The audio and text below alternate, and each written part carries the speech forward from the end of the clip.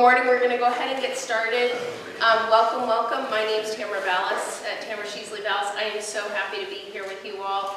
As those of you who have been to these before know, I love this work. I think parenting is our most important job by far. It is absolutely the work that we do that leaves the longest impact on our world. And as far as I can tell, it is also the hardest job we have, right, as human beings. And I was just joking with my husband last night that the reason that we procreate is to ensure that we stay humble and we are always needing to grow as human beings, right? So welcome, welcome. What does confidence look like to you? How will you know that your child's confident? One of the things, and Montessori actually is exceptional at having, it's part of the whole curriculum, is developing the children so that they self-correct, they're not looking for external, right? But one of the things to note, and this is for everyone, is mirror neurons, right? There are mirror neurons in the brain. So the way that we respond to these things, we can't ask them to respond differently than we are. So when we're making our list, we want to make sure that we're not having an expectation of them having a skill set that's so far outside of our own, right? If we're looking to build a skill in them that is a skill that we don't have, our job is to build a skill in ourselves, right? And build that attribute. Now, what's amazing, I've been doing all this over the holiday, all about the brain. Like, it's amazing. And what they've discovered now is the brain is plastic, even at our age. It is plastic. We can change our brain. We can change our patterns.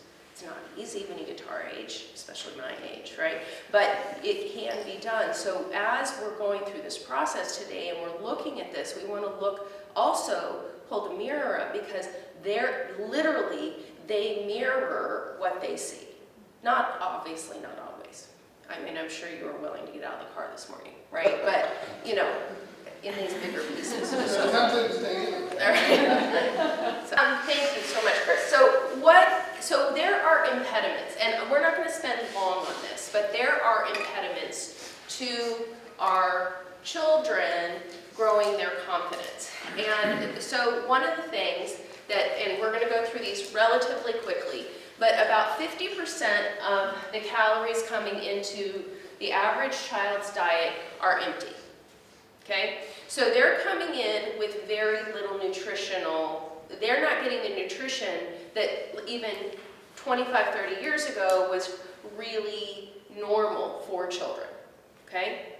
The average child eats, the number one vegetable is French fries. No joke, right? All of these things go in and impact their brain, okay? A lot of children are missing good fats. Good fats are what produce the myelin. The myelin is what allows the brain to actually produce to have the neural pathways operate quickly, okay? When they get trans fats, right? All those trans fats are in everything. What it does is it actually breaks the myelin, so that it makes it so that instead of their neural pathway being direct, it goes boop, boop, boop, and it actually takes them longer to think, right? So this is not a nutrition class, but it is a piece to think about as you're looking at your child's overall well-being, and what they're coming to the table with is what are the nutrients in their system, right? I also have one more thing. Sugar, right? I want you to know that I stand up here and I have a sugar addiction, right? Like, I'm not kidding. I'm still my oldest daughter hides the chocolate in the house. And last night I was like, I need 5 chocolate-covered almonds. Like, right? And so she brings them out, she doles them out to me, and then she goes swirls them back. Because now, what I'm noticing is we go to parties, we go to events as adults with our families, and there's a table of sweets out, there's potato chips, there's all that stuff. And then the adults, for the most part, go and make a healthy choice for themselves. Yet we're allowing our children to have unlimited access to all of this other junk, right? That if I ate the way they're eating, I wouldn't feel well, my brain doesn't work well the next day, I can't respond in a really a way that works anymore, but we're setting them up, right? Because we still have a reptilian brain, which was developed back when we got 1 orange a year, we needed the vitamin C and we needed that sweets. So our brain tells us have more of that stuff, right? And that's part of the design, right? Let's make, there's no secret that these companies that are selling these foods want our children to be addicted to them. They're looking to create lifelong customer loyalty. So it's just something to pay attention to as you're working with your child, right? Okay, so the importance of sleep, okay? Children need, most of your children are in these, right, well, some of you have older children, but literally 12 to 14 hours. Now, what's interesting is back in the 50s, 5-year-olds still took naps. I don't know a single 5-year-old anymore who takes a nap. We have electricity. Now in the 50s they also had electricity, but there was also a much slower pace of life, right? I couldn't wait for my girls to stop taking naps. Now we were very much sleep. We did not mess with the nap. We were home. All of our friends thought we were ridiculous, but we were that ridiculous about sleep. And we still are. You know, we are the family that leaves the party at 8, and that's a late night because our 9-year-old's in bed at 8:15 every night, right? That's how we operate, right?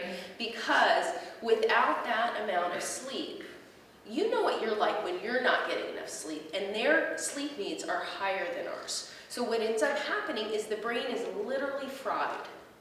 They don't have the ability to navigate situations. They don't have that resilience because they're not getting enough rest, okay? Particularly younger children, I'm finding, are staying up because one parent is coming home later. And so it's actually about the parent's need to be with the child and not about the child's need. So something to consider as you're working with your child. Okay? No, and some children I will tell you, my oldest, she came out of the womb not wanting to sleep. Sleep was a battle with her from the beginning, and it's one that we just had to surrender to. Like, we had to surrender to what it took to get her to sleep. You know, the younger one has always been a better sleeper. It's just, and when we know what the parameters are, we can actually operate within that framework, right? Sleep is when they integrate their knowledge. This is research. This is research-based. When they learn during the day, they don't actually put that into their long-term memory until they sleep. It's when they actually integrate everything they've learned. Their understanding comes out of sleep. It's when they grow. They get their height out of sleep, right? So it's really actually very significant. Yeah. And I think that individuals are different. If the structure is in place for them to go to bed, right? The great book, Healthy Sleep Habits, Happy Child. You know, I hope every parent has that book. Different people are different ways. I still need 8.5 to 9 hours of sleep to to be at top optimum. Yeah. Right? If I'm not getting that, and I know, I know that I'm one of those people who leaves the party early. When I was literally, 18 years old, we'd go out to clubs. I lived in Latin America, so we were allowed to go to clubs. I'd fall asleep at 10 o'clock on the bench.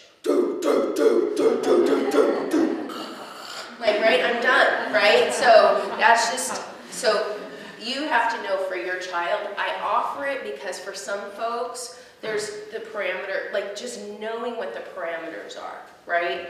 And making sure that those basic needs are met. And if they're not sleeping well, you can see behavior issues, learning, attention, and memory issues, because that's when they're, right, integrating all that information. Okay?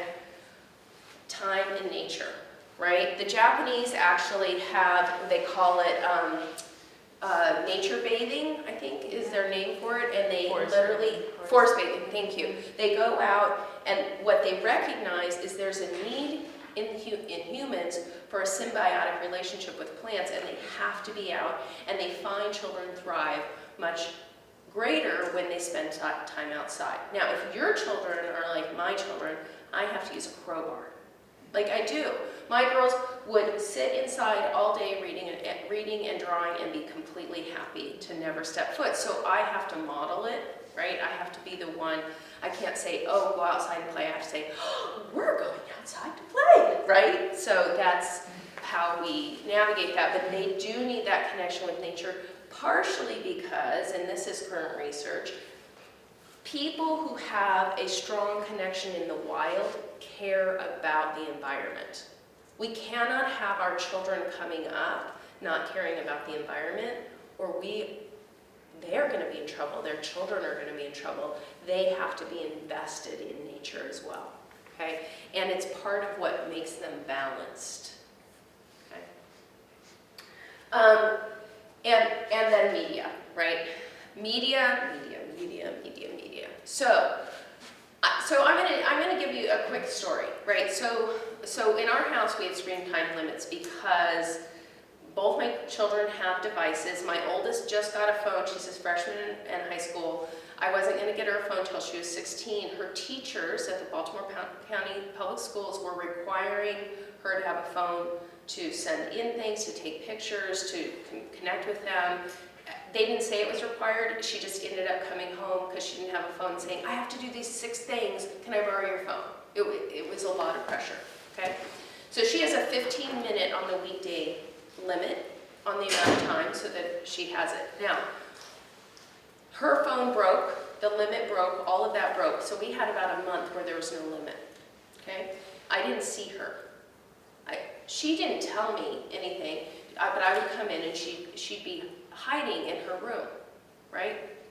And she self-selected to take an algebra class on Saturday morning so that she can go into advanced math next year, all of that. Okay, that's her choice. But she was keeping up, but she wasn't getting the work enough done. So Sunday night, set a limit, go, we haven't gotten this, we've fixed the screen, we can get it fixed, we go and set a limit. Monday I come home from work and she's sitting working on her algebra in the family communal area. That's the difference. We reduced her ability to go into that world, we took it away, and she came out, she connected with people again, and she got on her own, she got back into her own group. If you have, one second, Meredith, then, if your children have unlimited access to screen time, and you're asking these questions like, why aren't they motivated? Why aren't they doing the things they're supposed to do? You have to remember, they have designed technology to be like heroin. It is designed to be addictive. That is, you can read all the articles about the guys who are running these big tech companies. Their kids don't have technology. They know it's designed to be addictive. They don't even have Wi-Fi in their compounds because they don't know what the impact is on the brain, right?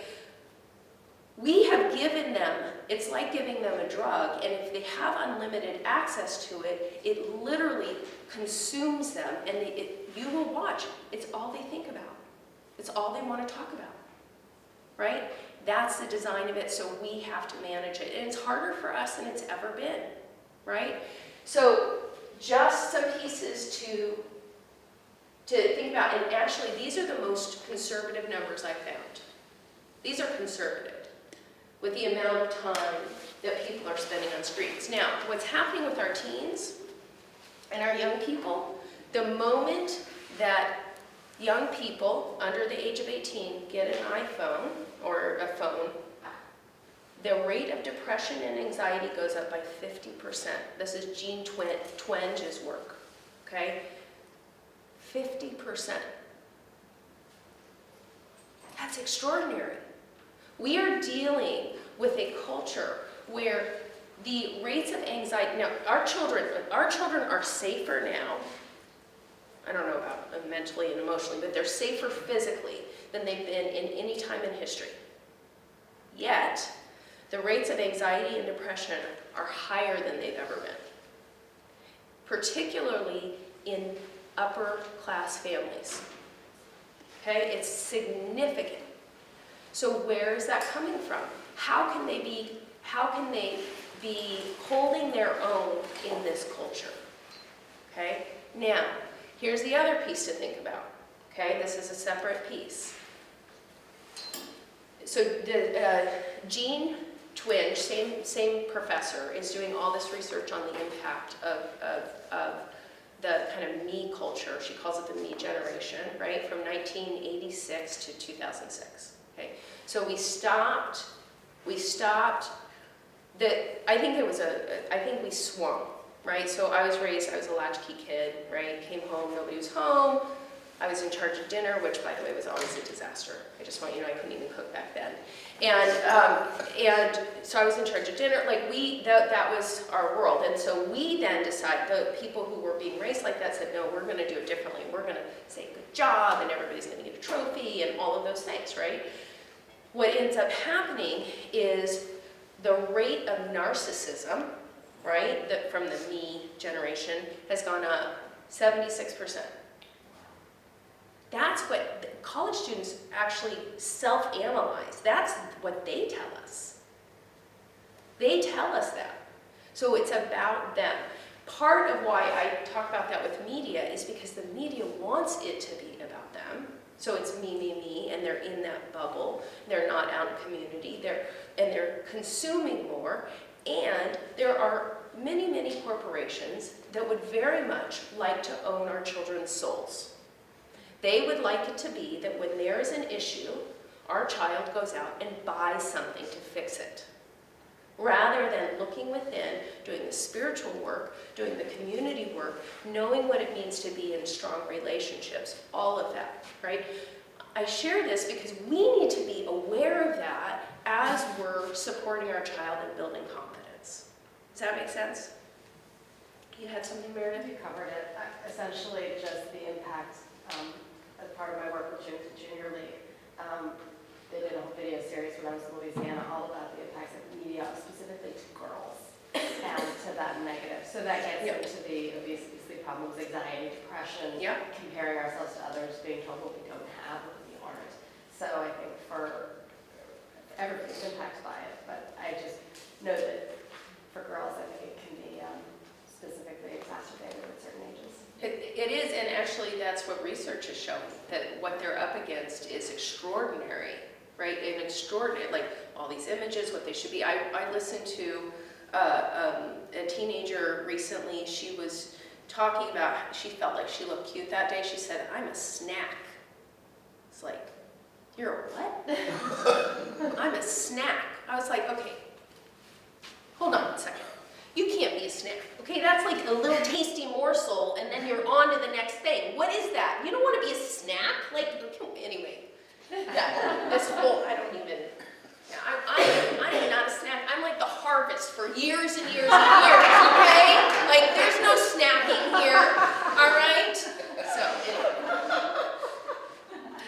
Okay, so impacts of media culture, lack of connection, and delayed development. The other piece we have to be aware of as parents, this is coming out of The Big Disconnect, which is, I highly recommend that book. Part of what's also happening is we are less available. Okay? The phone comes to the dinner table, the phone comes to the restaurant, we take the call. There's access to us at all times in a way that there never used to be, right? I'm not saying for everybody, and I know a lot of people have limits around that, but my girls, when I get out my computer on weekends and evenings, they are like, what are you doing? This is our time, right? They're clear, we really try to have it be that, so you'll see I stay here late, because once I go home, until they go to sleep, right? So there is, it's always on, and it's always pulling us, right? So, something to be aware of. Okay, we talked a little bit about this. We have growing rates of anxiety and depression in our teens. One of the things that's interesting is teens are less likely to hang out and date now until much later, right? They're not going to work. They're not building that meaning. So part of what's happening for our teens is they actually don't feel like their lives have meaning. They're connected to a screen and they see these images, and so you can imagine what that does to a human being. No wonder they're anxious, no wonder they're depressed, and at Harvard, over 50% of their freshmen are medicated for depression and anxiety. Wow. It's no joke. 50%? Over 50%. I don't want to downplay what you're saying, because I agree with all of it 100%, but I was also reading something that also, you know, it with undue respect, like either families or parents, in the sense that, to what you were saying before, like your job was to cook dinner, right? And that was like your job. And like even our children who's in here, like they can all have jobs around the house. They can put away dishes, they can do whatever, and they can do a good job at it, just like they do in the classroom. They do whatever that is, that they're part of their community, and it gives them purpose. And as a society, we've been like, well, you shouldn't be doing these menial things. You should be focused on getting into Harvard, on being first seat for the orchestra, for whatever it is. Well, all those things are really hard, and they're really hard to do well, and not everybody's going to be able to achieve it. Right. So we're kind of like setting up our children for failure instead of just like letting them cook dinner and being able to sit down and be like, you did a nice job cooking dinner. 100%. I like what you did. And like I said, only that it compound with all this other stuff that you know that they're reading and comparing themselves to. Yep. And you know we've taken away those skills and just that self-confidence that comes from sweeping the floor and doing the laundry and having that purpose. Right. I completely agree with you. I'm not trying to downplay it, No, but just saying that they're getting hit from both sides. Yep. It's in the wrong direction. And actually being told that you can do anything, imagine the pressure that comes with that. Because then if you don't do the greatest thing, you fail. It's part of why we changed the title of this to confidence rather than self-esteem. Self-esteem actually means you have to be better than average. In order to have self-esteem in an area, I did a bunch of studying on it and I thought, I can't use this language anymore, because you actually have to be better than other people in order to feel like you're good in that area, right? So, and culturally, here's what's interesting, right? Culturally, they did a study, Harvard did a study, 10,000 children, gave them 3 areas, okay? Academic success, caring for others, and personal happiness, and asked them what their parents felt was the most important thing for them. What did they say? Over 50% of them, the majority. Academic success, okay? Ask the parents what was important. What did over 50% of the parents say? Caring for others. So we're not translating our values, right? Part of it is when a child has homework, they go do their homework and they're off the hook on everything else in the house. No, that doesn't work, right? Like, we have to look at how that's translating for us and what are we valuing and what are we modeling, right? So, right, I'm gonna skip this next one because so we can get into what can parents do. So, make sure you start with why. This is my son. I didn't even know you were coming. But it's their self-construction. So everything we're going to talk about with your children, today, is going to be that they understand why. Now, some of you have 2-year-olds. We're not in the why conversation quite yet. But really, starting at age 3, they're going to the why. Okay? That means you're going to need to talk to them about growth and fixed mindset. Okay? Growth mindset, for those of you, this is new information for, so this came out of Stanford. This is Carol Dweck's work, okay? Fixed mindset is when you don't want to make a mistake, right? Tends to be people with the highest IQs have a fixed mindset. They've been told they're smart since they were little. They don't want anybody to find out different, okay? Fixed mindset means that you when you make a mistake, you think, oh my gosh, don't let anybody see. I'm not going to take the harder classes because I don't want to fail. And I'm defined by my accomplishments. Okay? Growth mindset is when you say, I'm going to take this on and I'm probably going to mess up. I'm going to be vulnerable. I'm going to try something, and it's okay because if I fail along the way, I'm going to learn from it, pick myself up, dust myself off, and keep going. Those are your two, right? So, people who are the most successful are growth mindset. It's interesting. So, they found that students with lower IQs or who have a growth mindset actually do better in school because they're not afraid of the failure, right? They're willing to take those chances and have the breakthroughs, okay?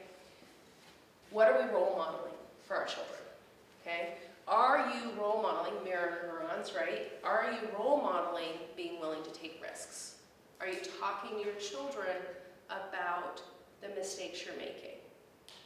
Do they know that not just in your parenting, which obviously that's a whole other conversation when you mess up with them, but do they know when you mess up at work? Do they know then what you do instead? When they hear you talking to your sister on the phone, are you talking about, oh, I put on so much weight, and can you believe that Susie Q did that at the family function? Or are they listening to you have a growth mindset and bringing forward those qualities and values you want to instill? Because they're listening all the time, right? Are you compassionate with yourself? Self-compassion is actually what the foundation for confidence. Being willing to say, it's okay, I don't have to be perfect, right? It actually is what leads to differentiation. One of the things that I recommend is telling stories at dinner. If you have an area that your child is struggling in and there's a lesson to be learned, this is not this talk today, this is more the discipline talk, but you can't have that conversation with them when their amygdala is firing, right? Which means it can't be when they're in the breakdown or when they're in the upset, or you have to wait, right, until I find dinner is a great time to have conversations and teach lessons, and I never talk to the person I'm really talking to, right? So I'll talk to Christos and say, oh my gosh. And one of the things I really need to be clear about is I am not a perfect parent, and I have two wonderful and imperfect children, and I have a wonderful and imperfect husband, right? So there's no perfection here, but what we do is we really pay attention to the lessons we want our girls to have, and then I'll tell a story to him. Now I will tell you, please warn your person, because I had a story that sometimes I make them up. And he's like, what are you talking? I started talking about this fictitious study from Sweden about the children there, and he's like, what are you talking about? That can't be true. I was like, oh my gosh, Christos. Okay. So do warn them, but it is amazing how you can actually build, they hear you talking about it and they take it in and they start to assimilate those values. It's a great way to teach values is through your storytelling and through those connections or through something that happened. And some of you had down here willing to act on your curiosity. So you may talk about, today I saw that there was something I was interested in and I was nervous. I felt nervous about that. But I really decided that I was going to take a deep breath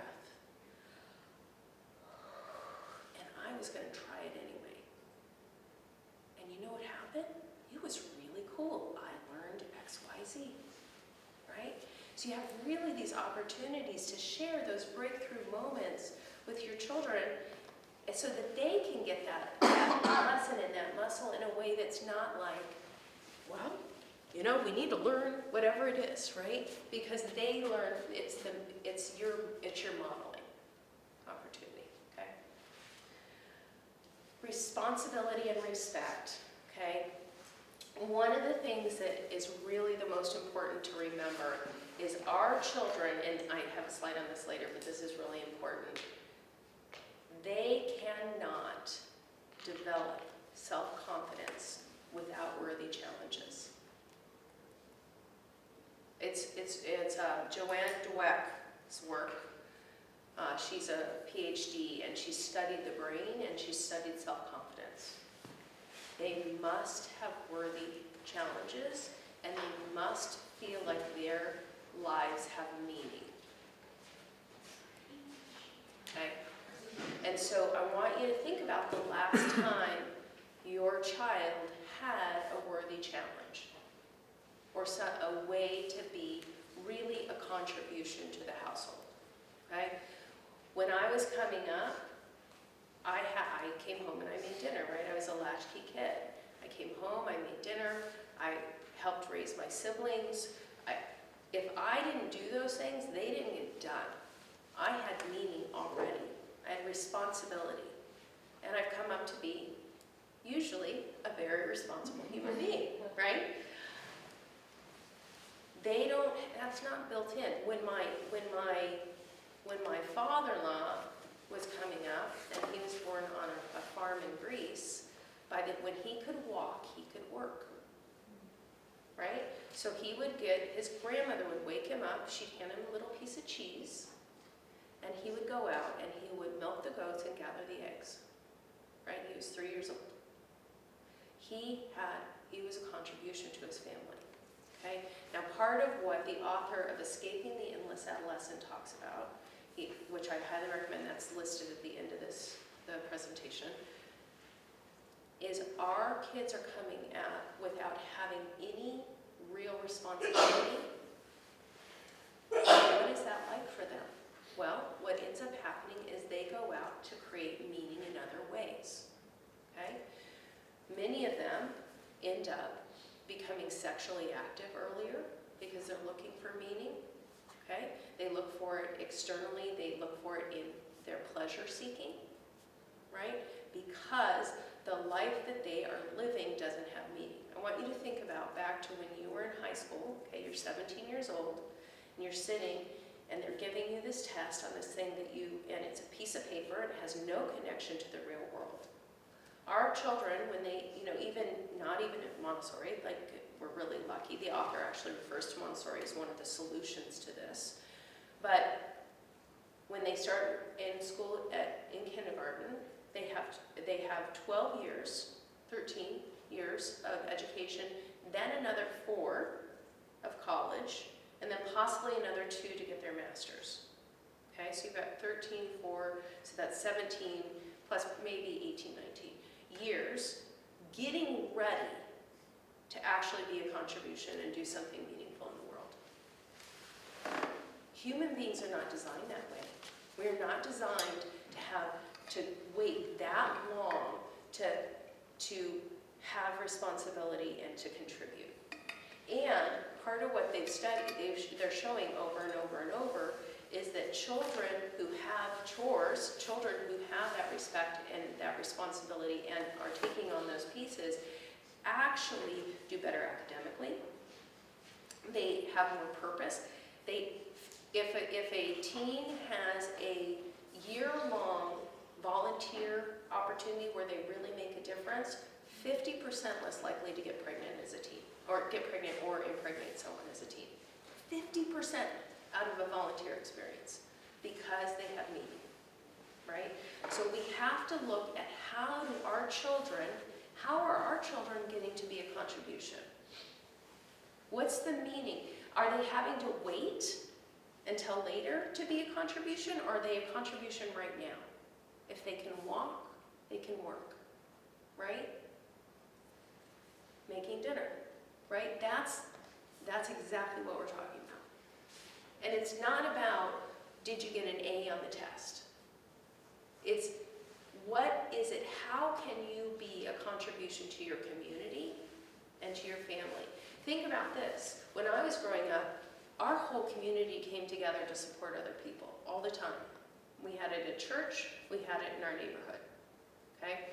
Our children don't have those opportunities in that way unless you're involved in a church or some kind of organization, but it's very rare that they learn actually how to be a contribution to the world, and that they matter, that their contribution, that their effort, that what they do actually matters, and that they're not just an accessory. If I was going through life as an accessory, I would be on antidepressants too.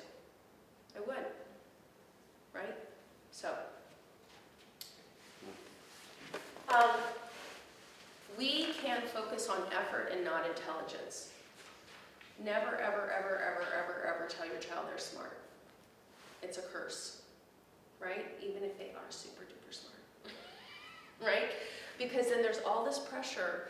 In their world, they think, I'm so smart. And then when they fail at something, oh, maybe I'm not that smart. I don't want them to find out. And the value becomes on the smartness, which is either innate or not, and not built. You want to focus on the effort. Now, it's not even,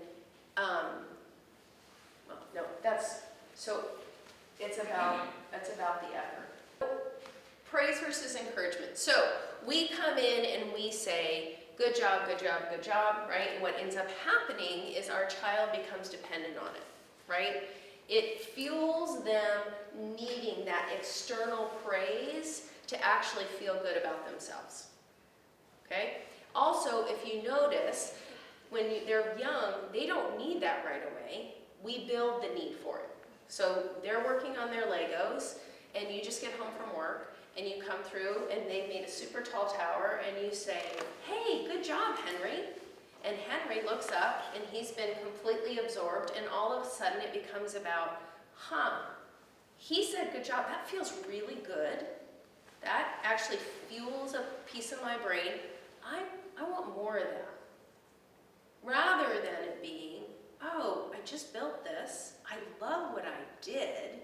I want to do more of that. I want to create. So that's a big distinction in Montessori, is we don't actually go in and do that praise of children, okay? It puts a focus on us as the adult, creates them as with the need for external praise, and all of a sudden, they're not internally motivated anymore, okay? They do come out with internal motivation when they're born. Think about it. They walk on their own. They learn to talk on their own. They're motivated to self-construct. It's us that gets in the way and makes it about the external praise. We do encouragement instead. So encouragement is always saying what you see. Okay? First of all, you're never going to interrupt a child who's working. So when the child's focused on the Legos, you're going to walk quietly by, the way that you wish people would walk quietly by you when you're working on something. And not interrupt your train of thought, right? When does that happen? And so you're going to walk quietly by, and when they come up and say, Mom, look at my Legos, look what I did, you are going to describe what you see, which could be what? How do you do? How'd you do that? You could ask a question, engage them, okay? That took you a really long time. That took you a really long time. You concentrated for a long time. You're reinforcing the value of focus, right? What else could you say? I worked really hard. You worked really hard on that. I can see that the colors alternate really red. Yes, exactly. You can also say, that is so tall. Is that the tallest one you've ever made? Right? So you say what you see. What it does is it opens up the conversation. When you say good job, what happens to the conversation? It's over. It's over. Oh, I got my stamp of approval. Conversation's over. Now, Dad thinks I did a good job. And oftentimes what ends up happening when you interrupt their work is the concentration stops. Right? They're no longer concentrating, and they'll put it away or leave it out in the middle of the floor if you haven't taken it, right?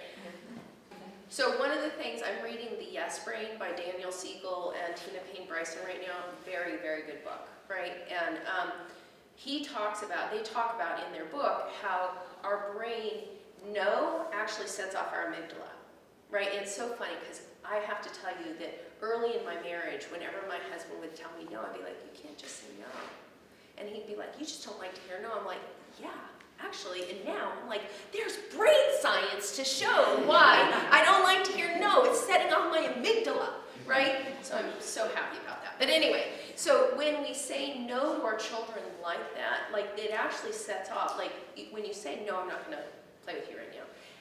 The yes brain says, yes, I totally want to play with you. And I can do that after I finish working on this, right? And so it's a different experience for them, and it teaches them how to frame that for other people. Yes, I can do this with you, and it's after this time or whatever. So I wanted to add that piece. So, Dan. So I have a question about praise versus encouragement. So first of all, this is one of my favorite Montessori mantras, is encouragement rather than praise. Yep. I think it's really important. And as a parent, as an adult dealing with children, praise is a call-out, because it's the easiest thing to say without really saying anything. Oh, great job. And is it really a great job? Of course not, but you say great job. Right. And then your kids get this false sense that they're really good at something that they're really, maybe they are, but probably not. So I've coached soccer, and all the kids run off, and I'm like, great job, Allie. Great job, Sam. They didn't do a great job. They went out there and they chased the ball around. They barely know what they're doing. I'm telling them they're doing a great job. So my question is, like, it's hard. This is a hard muscle for me as a parent to, like, build. Yep. How do I focus on encouragement? And the examples in the classroom seem easy because you're in a classroom. But in the real world, my daughter's a dancer. She dances competitively. Yeah. So she comes off after... And my go-to thing is, oh, that was great. Yeah. Even if she fell down in the middle of it. Oh, that was great drill. Yeah. So help me. What do I say instead of saying great job? So ask her before. I'm going to give you, like, there's lots of things. Okay, first of all, there's lots and lots of things. So, but you could ask her before, what are you really concentrating on in this dance today? Then you watch for that, right? Then you get to say, I saw that you kept your toes straight exactly the way you wanted to. How do you feel about that? Oh, how do you feel? That's not praise. That's saying what you see. It's not your stamp of approval. Got it. Now, I will tell you that also there's nothing wrong with celebrating your child's victories with them. If she nails it out of the park, you say, what do you think? She says, I did it. You did it! Yes! Like, like you're in it with them. We're on their team 100%. But I completely agree with you. I cannot abide by this thing of, the child walks up and they say, look at my drawing, and they've spent 3 seconds on it, and you say, now you don't say this stinks, right? You say, what do you like about it? Tell me about your drawing, right? Then there's a conversation, because it's not actually about you giving your opinion about it. It's about the child, when they're showing you whatever they're showing you, it's a relationship bid. They are giving you, they're saying, I want to be in relationship with you right now. Here's a way that I have to be in relationship with you. It's a relationship bid. Yes? And if you see something wrong with it, would you also say it at the same time? Like, would you try to, improve? Like, if you, like my daughter now, she draws something, she's like a circle. Yeah. Well, no, that's not a circle. Or You ask them if they want coaching. I ask my kids I say, do you want my real feedback? My kids know. Right? So I want to give you an example. My daughter, my oldest daughter, when she was 5, she decided she wanted to be a good artist, right? She really decided she was going to take that on. And she wasn't. She didn't come in with a lot of talent. Like, it wasn't innate to her. She had to build a whole nother part of her brain.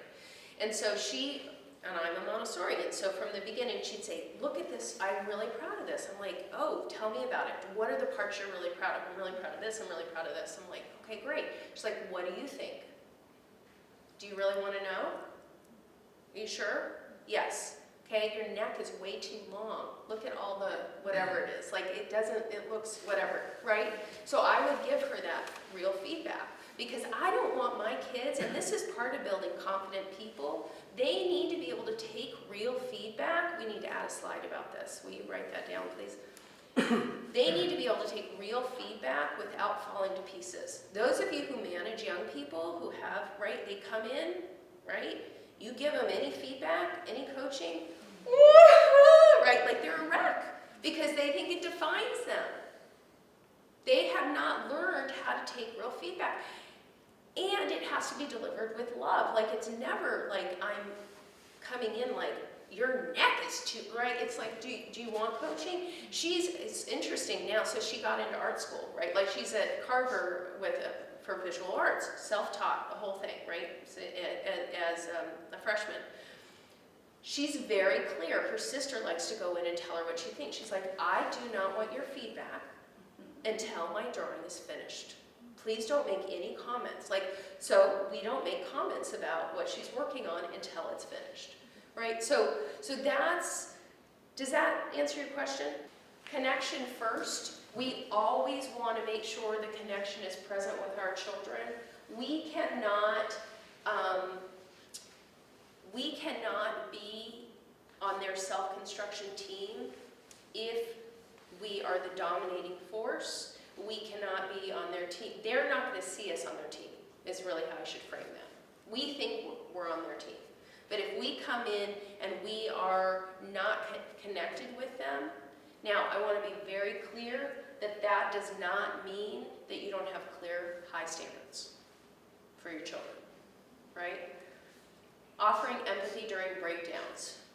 I have to tell you, all of the studying I'm doing now and the work on the brain, when our children have a major breakdown, when they do not have emotional support around that, okay? What happens is the brain does not integrate. It doesn't integrate right and left brain, and it doesn't integrate with the prefrontal cortex and the rest of the brain. Okay? We are working diligently as parents to develop their prefrontal cortex. That can only be developed when they feel safe. Okay? When a child has an emotional breakdown, if you go in to coach them during that time, they cannot hear you. They can't hear you. Your job is to hold them, support them, connect with them, be with them, and then later, what is the lesson that you need to teach? Okay? I want to give you an example. Yeah, I'm going to give you an example and then Carrie, you're next, okay? And then Chris, okay? So, on the snow morning that we had, so the night before, Georgie, my 9-year-old, had said that she wanted to shovel the whole driveway. We have a long driveway. In the morning, she got out there. First thing was making a snowman. Okay, I should say a snow woman. Definitely a woman. And so Christos, my husband, went out and started working on the driveway. She saw him working on the driveway, and she went ballistic. Right? She was mad. You said I could do the whole thing. In his world, he saw her playing and let her be, which in his world was such a gift. I was like, well, you should have gotten her anyway, but you know, I did not say that. I want you to know I held my tongue. Right? So they come, I'm about to get in the shower. I hear, Tamara! Mom! I come out, right? So we go to the peace table, okay? Because they couldn't hear each other and empathy was not present. And anytime there's a breakdown, there's a lack of empathy present. There just is. That's, if you look at breakdowns, there's always a lack of empathy, right? So we go through this process and we help them. We use active listening. They listen to each other. We get to the end. And then later, 20, 30 minutes later, on our way to school, I start talking to Georgie about strategies she can use when she gets upset, right? Because she lost her temper. I couldn't have taught her those strategies when she was in the meltdown. She's not going to be able to hear them because her amygdala went crazy, it went berserk in that moment. She has to learn to control her amygdala outside of the time that it's actually engaged. So we, on the way to school, we brainstormed all the different ways that she might be able, and she's been practicing those, and we've been talking about them at night. Oh, I used my deep breathing today. I counted to 5, whatever it is. Teaching the skill. It's not that you're not going to teach the skill. It's that the skill, you cannot teach the skill in the moment, and they need the empathy in the moment in order for them to feel safe and feel heard. I'm going to underscore this by saying, I want you to think about the last time you were upset and angry. Okay? If your loved one had tried to coach you on that in that moment and how you could keep your temper better, how would you have responded? You might have told them to go suck their toe or something, right? Like, it's not going to go well. But to children, we think we're going to get in there at that time. No, it's not how we work as human beings, right? So always offering that empathy. You're not going to praise them when they're in it, so you're not going to point out what they did well. You're not trying, when they have a breakdown, you are not trying to fix it. You want them to let all of that emotion up and out. And here's what, this is current research. If they get that emotion up and out, really get it up and out, it doesn't actually have to keep coming out. It doesn't have to repeat itself, right? We think that if we reinforce that, it's going to keep coming out. It's not true, okay? So in that moment, I get that you're really upset. I really get that you're upset about losing, right? You're just with them, okay? And now, you also, there are limits on behavior always. Like in hand, they talk about you can't hit, I can't let you hit, I can't let you kick, right? Like all of those pieces.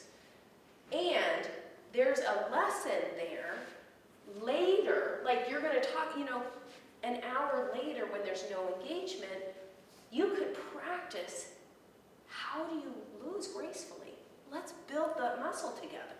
Because you're on their team, and that way they know, I am so on your team, I don't want you to have to go through life being you're not going to label it, having that kind of emotional response whenever you lose, right? Because if you do that, imagine you're in a meeting and you don't get the deal and you throw a fit like that, nobody's ever going to want to work with you again.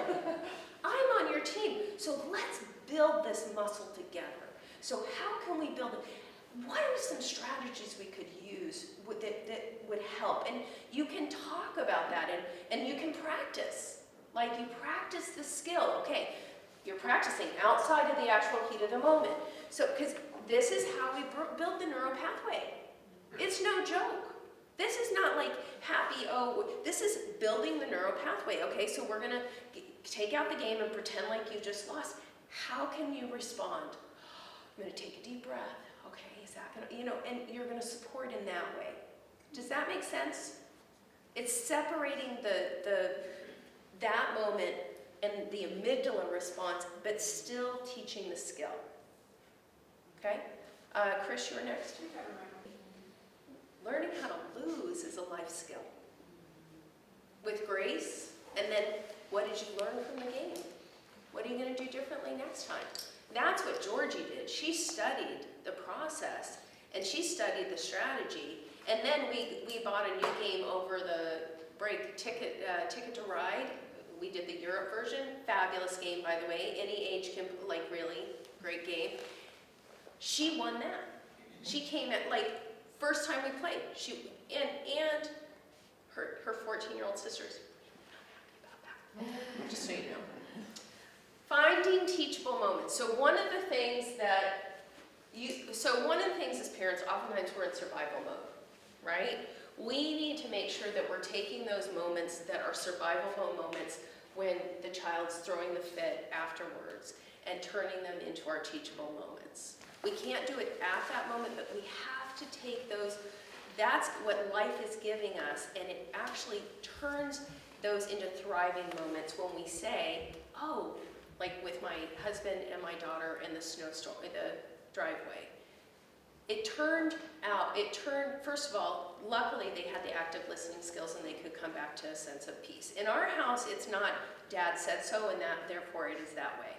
I want you to know that's another piece of confidence, is having your children actually have a voice at the table.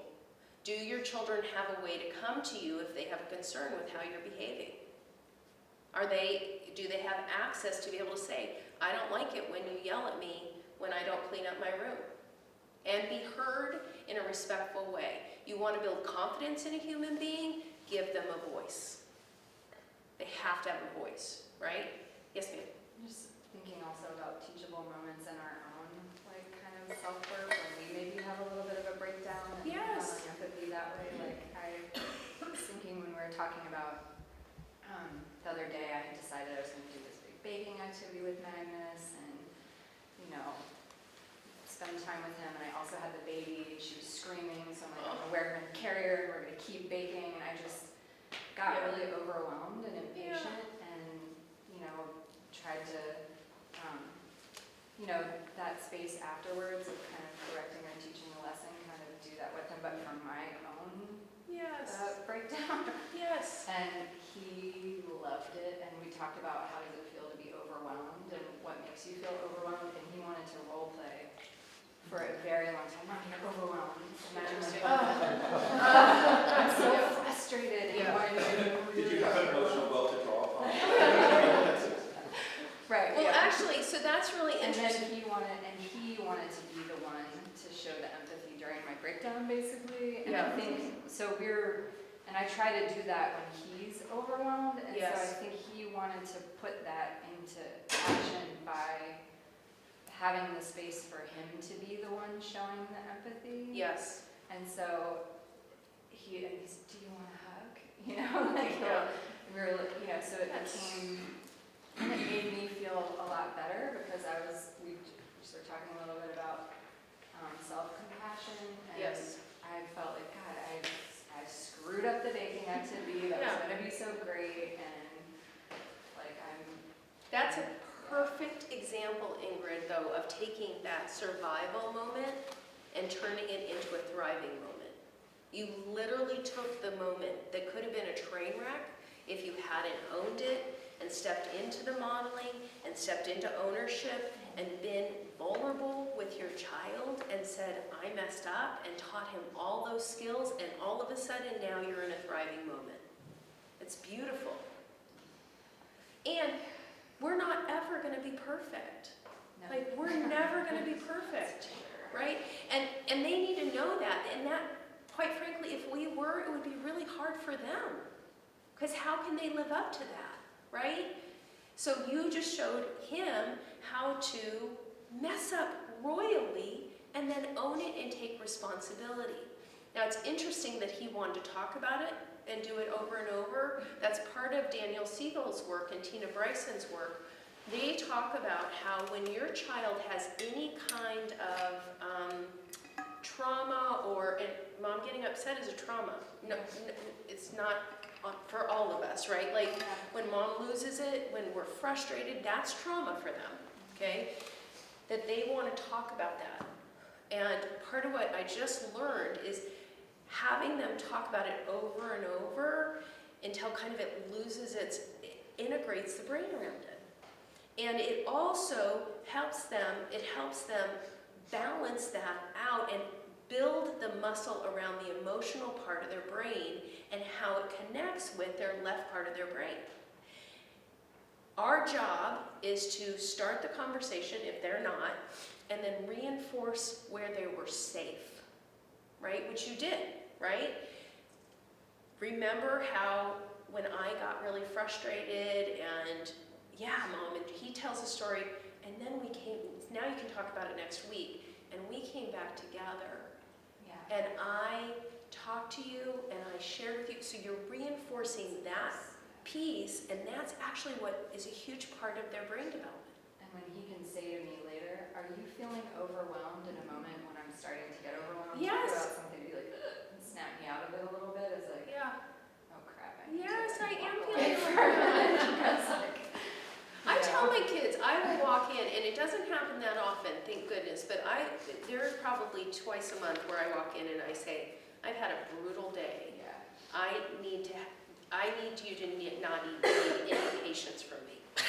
Like, I don't have any. Like, I'm, and they're really good. When part of, thank goodness for hand in hand, part of what they do is Georgie will get out a tray and serve me tea. She created this, and she brings me a blanket, and she brushes my hair, and this whole, because we've learned that when somebody's struggling, you go to them and you love them rather than isolating them. Right? Yes, ma'am. So I have a situational question. So let's say there's a trauma, like the parent loses it, Yeah. and later, once the child's processed that, like let's say in the moment you didn't have the skills to come back and repair. Yeah. The child later comes back to you and, reflects back what happened. Yep. Would you say that if they're able to voice that, even though it's like disturbing for you to be like, oh man, I really screwed it up, like that means that they have the resources relative to the trauma to process it? Like the fact that they're actually coming to you and talking about it? I think that they're showing you that they need to process it with you and that they need you to reinforce the safety and to let them tell the story as many times as possible. And, okay, so back to this. So we're really trying to teach them how to not be afraid of those moments and to step into them, right? Ensure meaningful contribution. We talked about this a little bit. Do you know that children who have chores have higher self-esteem, are more responsible, and better able to deal with frustration and delayed gratification? Kind of amazing. Now, I'm not talking about chores where, for sure, any chore is great, but they need to be challenged by the chore. It needs to be a stretch for them as well. Like, of course they're going to always empty the dishwasher, but what are the new skills that they're learning along the way? What are the stretch activities? What are the stretch chores? That is the capability of them. How are they getting that worthy challenge within that structure? Are they able to mow the lawn when they get to be older? Are they able to cook? I have a Montessori at home presentation. We talk more about this, but even children 3 years old can be on the stove, right? That's very possible. They will burn themselves, right? And then they will know about stoves. If we don't ever put them in a situation where they have any kind of challenge, then we put them behind the wheel of a car. How have they ever learned to manage themselves, right? So, hold high standards and clear limits. This is really important. So I want to tell you a story of something I just learned. Okay, so I had my girls, when I tried to do music lessons with them, both of them, it was torture getting them to practice. Okay. So over break, I was watching Joanne Deek's work, and she talks about music lessons and how critical it is for our children to practice and to have these skills. And it's just an example of a way that we are culturally letting them off the hook, and then the brain actually suffers, right? So when I learned that, and I went and got my youngest and said, we're going to start doing piano again. And she said, no, Mom, I hate piano. And I said, I totally appreciate that you do not enjoy it, but what I can tell you is that initially you were really excited about it, and what you don't like about it is that it's hard for your brain. And now I know that when it's hard for your brain, of course you're going to be resistant because you haven't developed that part of your brain yet. And it's my job to help you push through that. And now that I know that, I'm not going to yell at you when you're practicing piano or do any of that stuff. I'm going to be on your team about it, and I'm going to help you build that part of your brain, right? So this is literally the conversation we had on December 23rd, okay? So I want you to know, I sat down with her, and the first probably 2 times were torture for her. They were torture. Everything was like, I don't know, if you know Georgie, I just want you to know, if you've ever met her, this is literally how she operates. I can't believe you're doing this to your child, like this whole thing, right?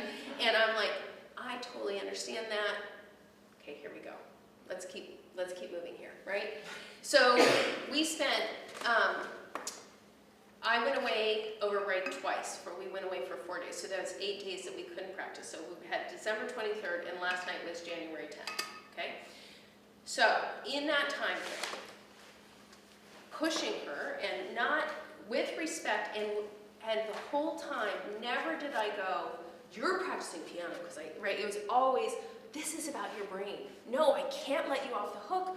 You said you want more organizational skills, so we have to do this, because this is part of how we build that part of your brain. It's not even about the music, it's about your brain development, right? So we were leaving the first night back with Mr. Rodney, and Georgia starts talking about how much she does not like board meetings. Why don't you like board meetings? Mr. Rodney says, well, it interferes with family time, like piano. Okay, first of all, I about fell over about that, okay?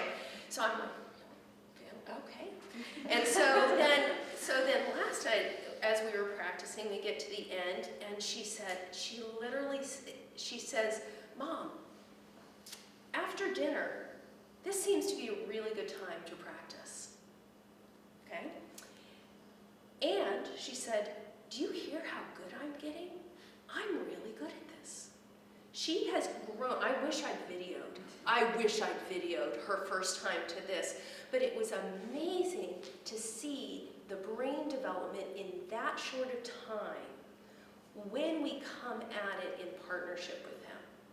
I will tell you that before, what I did was I said, you need to sit down and practice, and I left.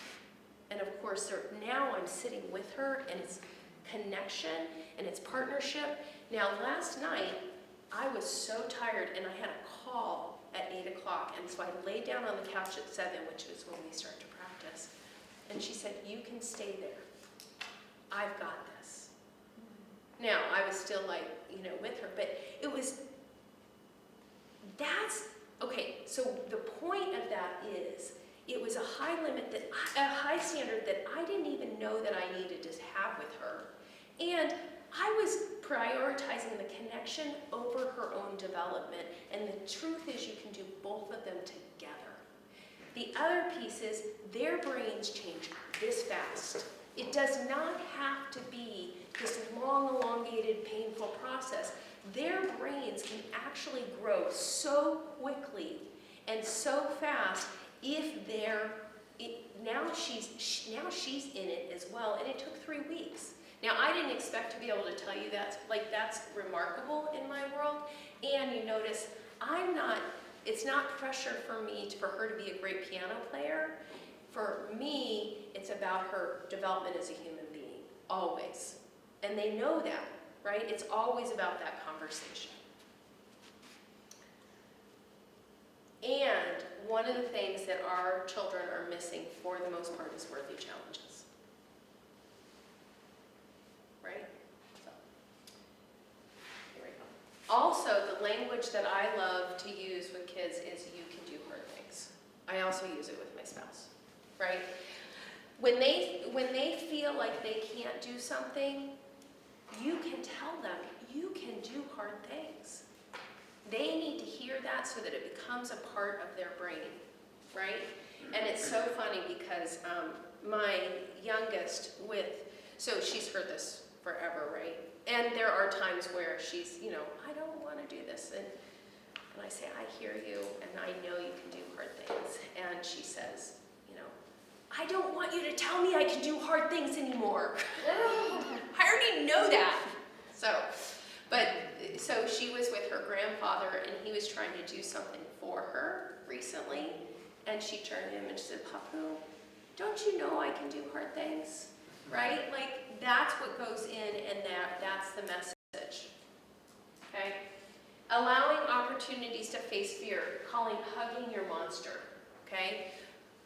There is for those of you who have a shy child, there is an awesome Daniel Siegel video that he works with somebody about a shy child and how to support their brain development around being shy, because that's a huge piece and it really is a different part of their brain that's activated, okay? But one of the things that oftentimes we do is we allow them to step away from the thing that for them is hard, and what we're recognizing now is that means that part of the brain actually prunes. Like when they get to 6, the neural pathways that they're not using start pruning. Right? So we want them to do the things that they think are hard and step into that. That's actually what builds their self-confidence as a human being. For us too, right? When's the last time you did something that really challenged you? And then how did you feel about it? Like, how did you feel afterwards, right? Think about how often you take that away from your child, okay? They're trying something hard and we swoop in to do it for them, okay? So this is a big piece of, I think, our job as parents is to step back and look and see what are those things that are scaring them, what are the things they're avoiding, what are the things that they're setting up their own boundaries around, and support them in stepping through those. With compassion and partnership, of course. Does that make sense? Okay. Opportunities to fail. We have to give them things that are hard enough that they can actually fail at them. If they never fail, then how are they going to know how to face that as an adult? Then they get to school and they're not selected as the lead in the play and the whole world stops because and that's life. They're not always going to be successful in everything that they take on, right? So teaching them, how do they deal with failure? Now, again, in the moment they fail, oftentimes they're not emotionally able to process that, right? But if we can step instead and help them have the empathy in the moment and then later talk to them about whatever skill or muscle that they need to build, coming back to it, trying again. Does that make sense? Okay. Practicing gratitude, lot of work about how actually being in a space of gratitude for children and adults alike actually change the framework of the brain, and it changes their perspective on life. It changes the outlook. It makes them come to situations with a much more positive sense of themselves. Now, I used to think this was pretty hokey, but now now the research is out, and I've started a practice with my girls and with myself of daily practice of gratitudes. Now, I don't think it helps when they say, yeah, I'm grateful for mom. Of course you're grateful for mom. No. I think that they have to dig in order for it to be valuable and for the brain to actually light up. So what is it about mom? Let's use something else. What is it about, oftentimes they'll say, I'm grateful for my friends. Great. What about your friends are you grateful for specifically? That's what activates the brain. I'm grateful that Susie likes to play with me at recess. Excellent. What's the most fun thing that you guys do at recess? We play horses. That is a gratitude, not my friends. That's not actually doing the work that actually has them have access to that. Okay? Yes, sir. I asked Ms. Emily this, when do they start to actually develop empathy? Not the muscles and the brain, but the actual reality of understanding that other people have feelings. And that's not until they're 79 years old, right? That's not until they're later on. My understanding is about 5 and 6 when they start to want to pull together. Then that's when they can work together, is when it starts to come up for them, right? Because until then, it's always parallel work, right? When they are actually when it's developmentally appropriate for them to work together is when they start to build the ability to see from the other person's perspective. Now, I do want to say that we work with them on building that muscle from very early. Like, do you see so-and-so's face? How do you think they feel, right? We're doing a little bit of that because she's very snappy and nasty, especially my wife. She can be very snappy and nasty. And when she'll do that, we'll be like, would you like an apple? Yeah, I want an apple right now. I'm not, I don't want that. And I'll look at her, I'll just look at her now, like, and I'll be like, that was not a very nice way to say that. What do you think of that? And she'll start to cry. She'll get really upset. She knows. And she's just started apologizing for it. But I'm like, how would you feel if we came to you with your picture? And you were really excited. And I said, I don't see a picture right now. What the hell did that make you feel? But I don't get the sense. She'll ask me, like, well, what did you say? How should I say that? She'll come back and ask me how she should say it. But I don't get the impression that she is grateful for or understands or really those concepts that are clicked yet. No, gratitude has to be, that's a separate amygdala offline conversation, right?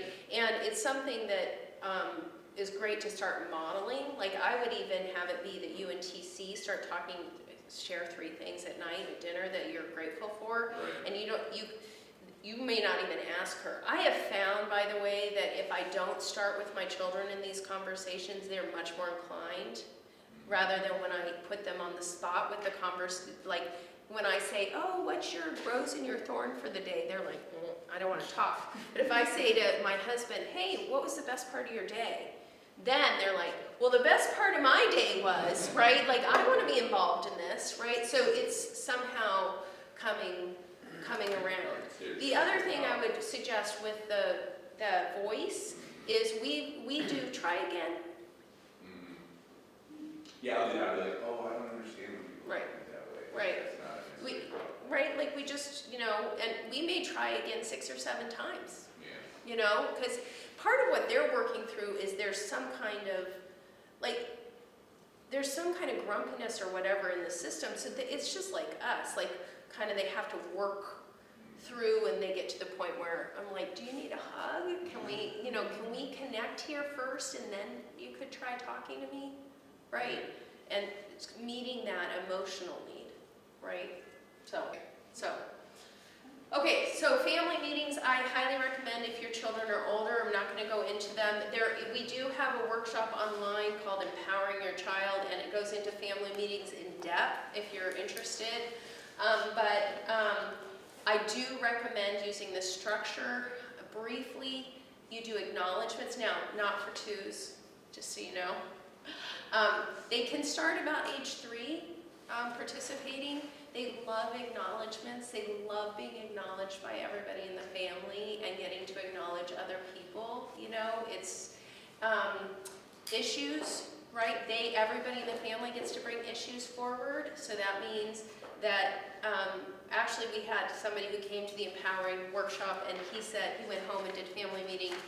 He said, we're going to do he's told his son, who I think is 6, and then they've got a 4-year-old. He told the 6-year-old, we're going to do a family meeting. And he's like, right now, we're going to do it right now. And had all these, the younger one keeps following me and pushing me, and then I end up getting in trouble because I push back, but really, and he had a place finally to put all these issues that he had been carrying around, and then had some support, and the whole family problem solves together, right? It's not one person brings an issue and then they're on their own. It's everybody's in it together to support them, everybody, okay? Agreements, so what are the agreements you're making for the week around the issues and anything else? So, oftentimes the children will come up with their own solutions. Oftentimes you will know they're not gonna work. That's okay, you give them an opportunity. They're building confidence, right? They're building themselves to be able to come up with a solution, and then it's okay. You're letting them have an opportunity to fail, and it fails, and then you come back the next week and you reevaluate how the agreements went, okay? And then you talk about schedule for these older ones. That's a big piece.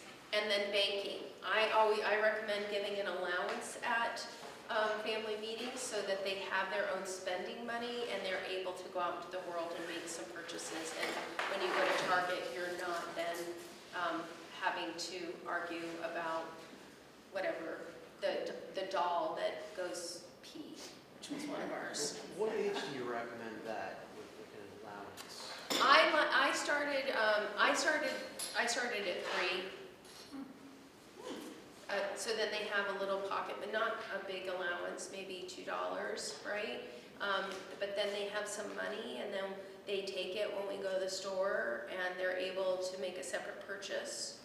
If they don't have their money with them, they don't get the item until the money is paid. Otherwise, I find that it never happens. So, well, you guys have been great. Thank you so much for staying today. I know it's longer than we thought.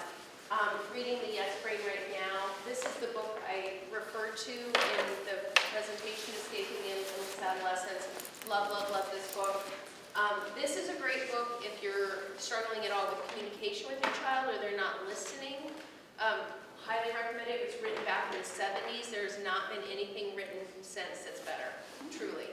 And then Cleaning House. This is a mom, 12-month experiment to rid her house of youth entitlement. It's a really good book. So, thanks so much, and hopefully see you next time. Thank you. Oh, of course, my pleasure.